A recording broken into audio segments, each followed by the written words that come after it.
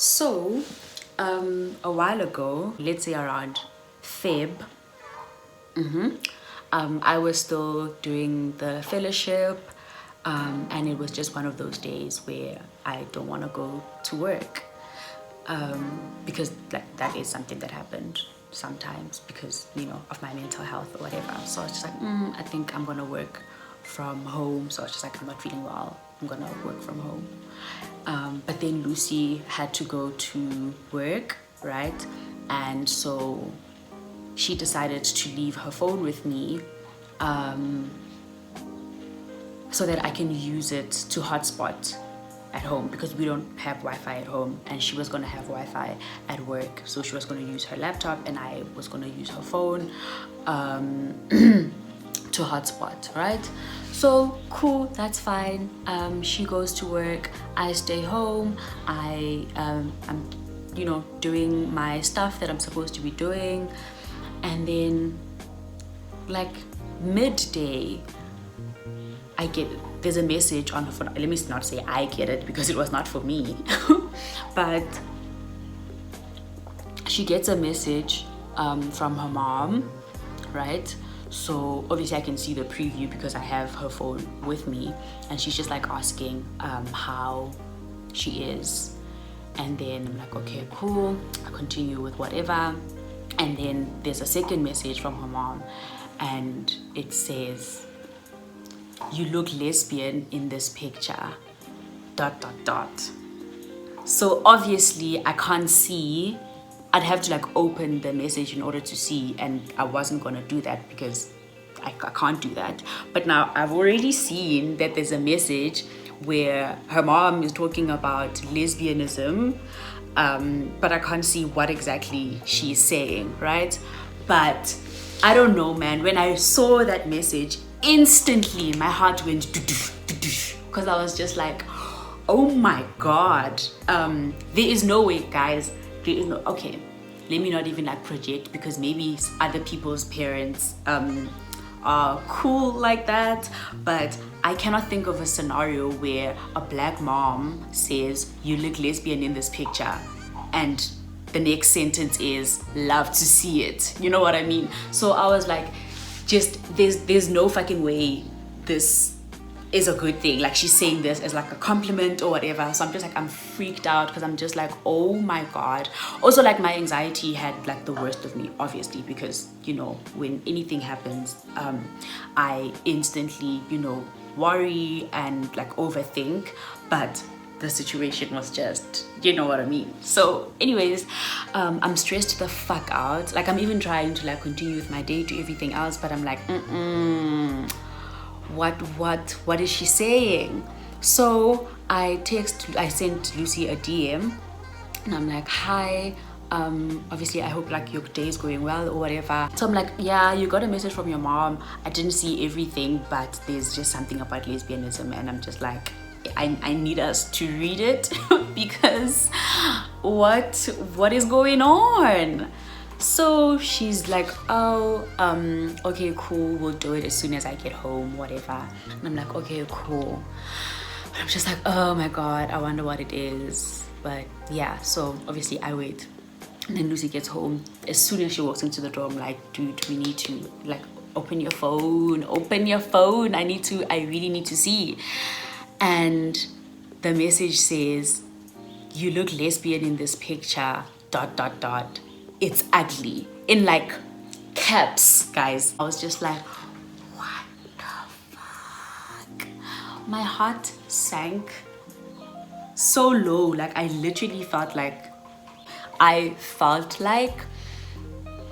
was just like attacked. And also just like, did I imagine the December that we had and everything? You know what I mean? Now it's just like, oh my god, like, this is coming totally out of nowhere.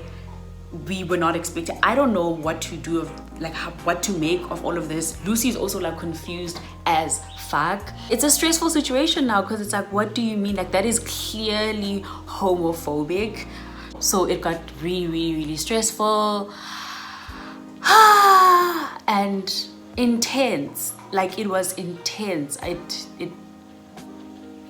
It was painful. I'm not gonna lie. Like, it hurt so much. Sorry, I need water.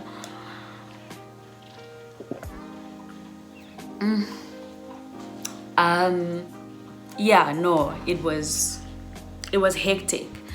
So anyways, I'm telling my friends, oh my gosh guys, this just happened and whatever, and everyone is obviously just like, yo. So it's that thing now, but obviously there's no clarity. I'm just like, okay, but I want to know, like, what is she saying? And Lucy's just like, no, you know, I'll deal with it, it's nothing and whatever. And I'm just like, but there's no way it's nothing. There's just no way. There's no way this is ha ha ha next week. There's no fucking way. Well, at least not from my experience anyways, right? Because I experienced that. She made reference to a picture that I'm in. Oh, so I don't think I gave context. The picture she was referring to is Lucy's profile picture, one of the pictures that we took at Afropunk, and we looked so good, guys. We looked so good in those damn pictures. We looked so cute. So we were, you know, relationship goals for each other. We're happy. We're just like, nah. We literally just saw Solange together. We just moved in with each other. Like, everything was going great for us. And now it's like, what the fuck? Like, I really felt like plot twist. I can't even articulate what exactly I felt, but you know, like I said, it felt like an attack. And also another thing is that this is something that I've worked hard on protecting myself from my family, you know. So I've had to sacrifice a lot of relationships with some of my family members, and also like really maintain a safe distance from my family, because there's this thing, right, about me that, you know, I might experience rejection about or whatever. So I've just really tried to protect myself from something like this from my own family, and now I'm experiencing this. Like, it felt like the safety net, or like I guess the walls that I was trying to build around myself to protect myself had just been completely dismantled, and I was like exposed to so much harm and trauma.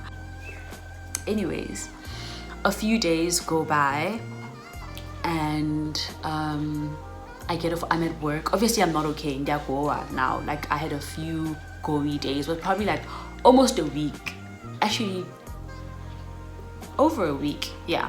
So this is like the following week from what happened. I'm at work. I'm obviously goey because there's still like no clarity about what happened in that situation and what the fuck is going on. What does this mean? You know, like, what the fuck is going on? So I'm at work. I'm not like feeling good, and I get this phone call, and I don't want to answer it, right? So I'm like, I don't know who this is. I'm not feeling up for this. Like, I ask my friends if they can answer it, and Danielle decides to do it. Cool. And from, you know how you can hear, like, you know, you can't make out what the person is saying, but you can hear some mumbling when someone is on the phone, right? So now we can just hear someone is shouting, like, there's just like shouting, and then Danielle keeps saying like, sorry, Itu is not here or whatever, and then this person is just like swearing. So I'm like, okay, Danielle, put it on loudspeaker. So Danielle puts it on loudspeaker, and then okay, Danielle is like, sorry ma'am, Itu is not here right now, like, please call later or whatever. And then she's like, I know she's there, I know you are lying, I know she's there. And then she keeps like calling my name, and she's like, I'm gonna come to Joburg and I'm gonna, she said, hold on. She says she's gonna come to Joburg and stab both Danielle and I, because it means Danielle is like obviously protecting me and lying.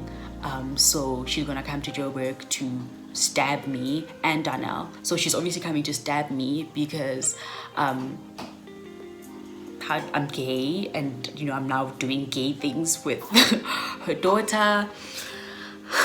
And obviously at first I wasn't sure that it's her, right?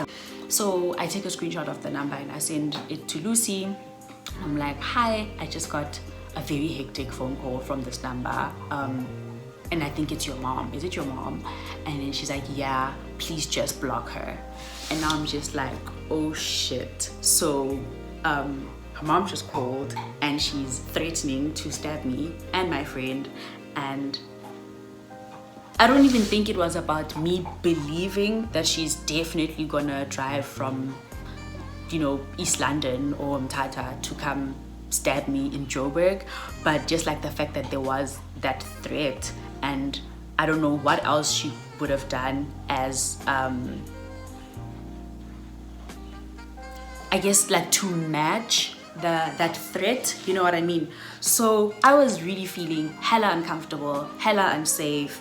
And what made this like difficult is that, you know, Lucy seemed really like chilled about it, you know, and I'm not saying she was supposed to like fret and like panic like I was panicking, but I really felt like the situation was downplayed, or you know what I mean, for a while, right? And I think it's maybe because she was also still processing the trauma that she had just experienced. And when she finally did, we were at a point where it had just created such a huge shift in our dynamic and how we relate to each other, I guess. And I don't know, like it felt like this safe space that we has now been like tainted, right? And yeah, we go out from there, like everything just went downhill, and I don't think I've even made sense of the situation properly. You know, I haven't like assessed this pity. I'm still processing everything, but it was really a tough experience to get over. It affected a lot of aspects of our relationship and our lives separately, because it had economic impact. There was, you know, mental health and emotional stability. It did a lot. Even our sex life was affected by, you know, I guess the trauma and how we experienced everything, I guess. And so I just really wanted to, I guess, share my experience of this form of Ginger, wait a minute. Sit down, babes, sit down. Come, sit. Dula, babes. Good girl. So I just wanted to share my experience of, you know, this form of violence against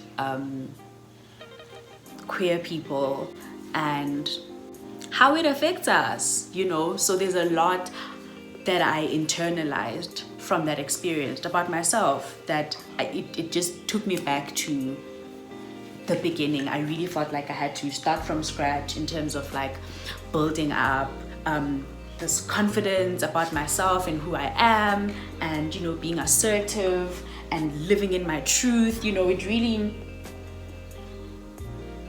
it killed my spark. I'm not gonna lie, like that experience really just it hit hard. I know it's not a unique experience to me. A lot of queer people you know, experience this from their families, because also if I was hurt that way, you can imagine how it affected Lucy, right, to be rejected by her parent like that. If you are a cis heterosexual person and you are watching this and you you've heard everything that I said and you understand it, right? You understand what happened, you understand the impact that it's had on me, and I guess Lucy, and also maybe you're able to think of other instances that you've been exposed to where queer people have experienced homophobia, maybe at your hand or other people's. I hope that, you know, me sharing the story will help better your understanding of how, you know, your bigotry and hatred really affects us. If you are watching this and you can completely relate to what I went through, or maybe you relate more to, you know, Lucy's end of the experience, I want to say that I'm sorry, and I really hope that you are being gentle and kind with yourself, and you are really, I guess, pouring in the love that you want from others, right? So yeah, I really hope that you are loving yourself the way that you would love others to love you. Yeah, this is literally all about you. Yeah, that's it from me. I hope this wasn't like too much rambling. So for again, if you are a cis heterosexual person and you are watching this, as a form of reparations for the trauma that I have experienced from your community, I would like you to please subscribe. So yeah, show me that you are not homophobic by subscribing.